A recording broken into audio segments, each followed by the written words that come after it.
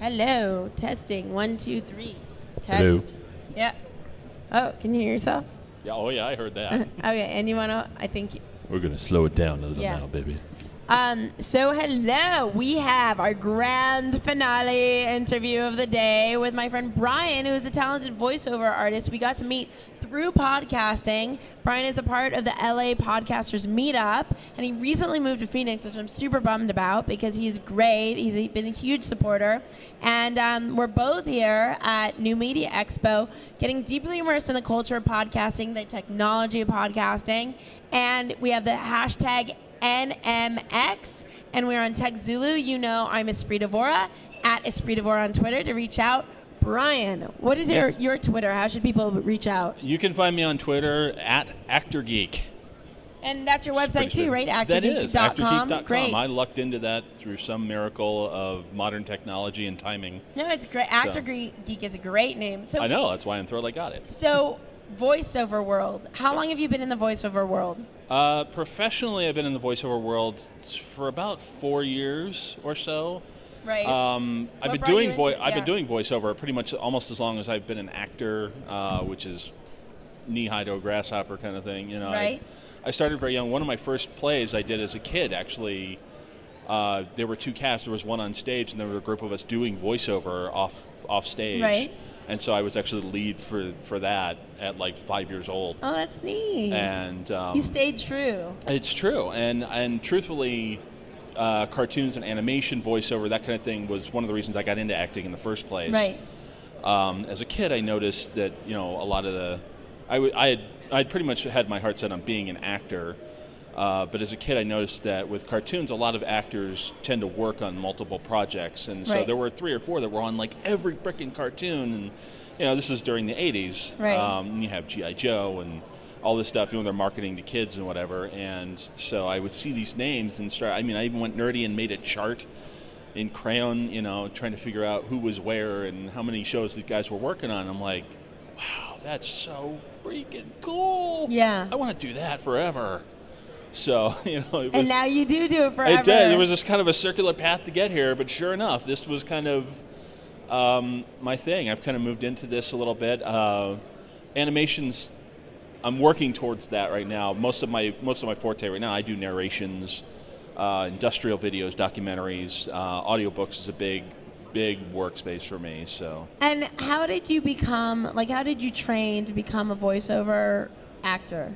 What does that even, for anybody that doesn't know, what does being a voiceover actor even mean?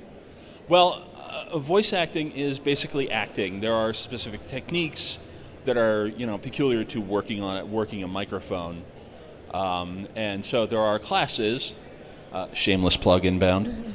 For me, I trained with David H. Lawrence 17th, who came from 30 years in radio and then moved out to LA to pursue on-camera work. But he teaches classes both in person and online now at vo2gogo.com, which is his website. What is the website again? vo2gogo.com. Vo2gogo. Sounds I know, like a song. Right? It's great. And he is very practical about it in helping people start a career in voiceover and actually build a business out of it. That's awesome. And so you take care of the craft and the business. And these days, actors really have to kind of, more so than ever, really have to kind of manage their own business. Oh, it's just so not fun because, like, I consider myself an artist as well, and we want to be creating our art, not doing the exactly. It's a bummer, yeah. You are as an actor. I am the CEO of my business. Right. You know, Brian E. Smith, sole proprietorship, but that kind of thing. Whether you're incorporated or not, even if it's for all the actors out there, even if it's just you are the CEO of your business, and that's the important thing. You need to learn how to do these things for yourself so you can get to the point where you don't have to do it for yourself anymore. Right. You can hire somebody to do it for you.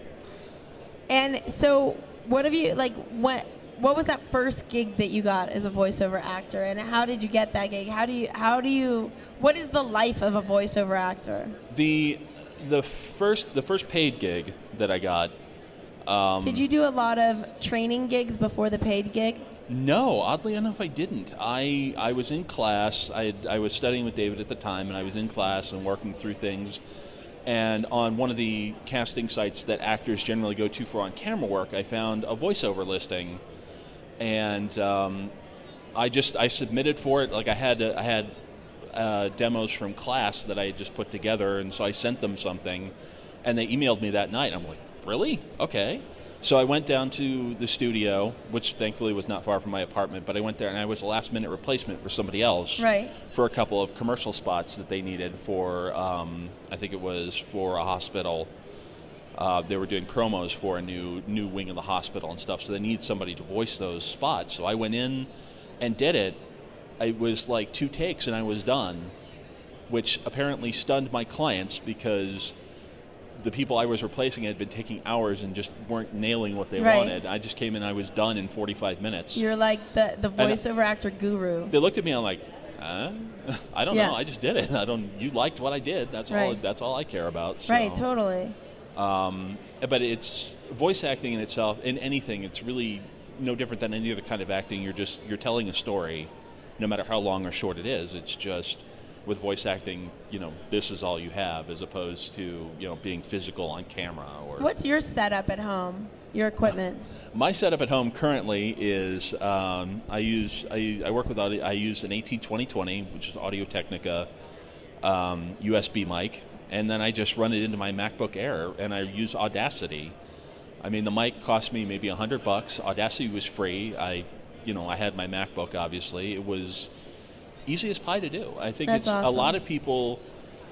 The nice thing about these days with voice acting is the barrier to entry is a lot lower because there's less having to go into a studio to audition for things or to even do the work. Most of my clients, I just work right from home most of the time. All my audiobook work, I just do at home alone in the dark in a closet. I need a bottle of alcohol and I can be an alcoholic. I mean, it's great to record a podcast in the car. Yeah, exactly. And the closet, the car, under the covers.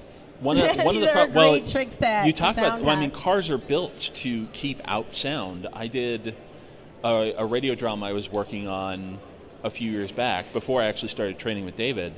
I rented a car and I spent an entire week recording everybody's dialogue. I had them sitting in the back seat and I was in the front seat.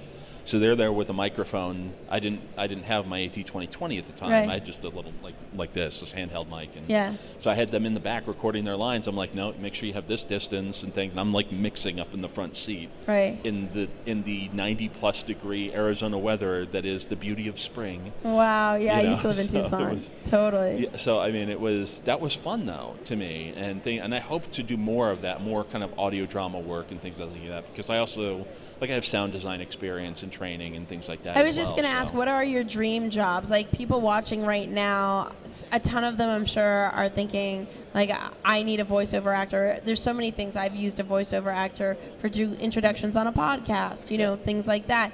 I did a voiceover for my own video for We Are Late Tech, and you could see how I'm not talented at voiceovers. So, most of the time people want someone talented for their videos. So what are the kind of projects that you like to focus on?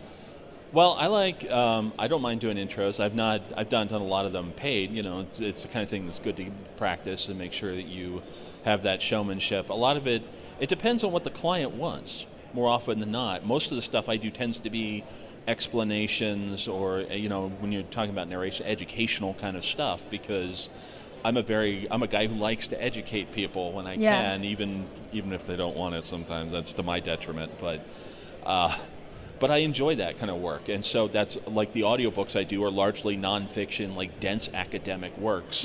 Because at the same time I'm teaching them about that subject, I'm learning it too. So I love it. Just it marries the two really well. I think my dream projects would be, everybody says they want to do animation and that kind of thing, but for me, I've never been that guy. I think I like full cast audio dramas, with the sound production and doing all of that work. Like I grew up. Besides being a huge TV nerd, I grew up with old-time radio because I found tapes at the library. So The Shadow and The Green Hornet and The Whistler and Yours Truly, John. I could go on forever. But those kind of shows have just kind of fallen out of favor with the with the advent of TV. And I think some of that with podcasting is kind of the same way. Video has kind of overtaken audio a little bit in terms of exposure. But the audio stuff is still out there, and it still needs to be done. And there are some great audio drama podcasts that go on, like the Thrilling Adventure Hours and Improv one, or Welcome to Night Vale's been going on for a while. Welcome to Night Vale, of course. It's fantastic. So I think there's plenty of opportunity for anybody to get started in that too.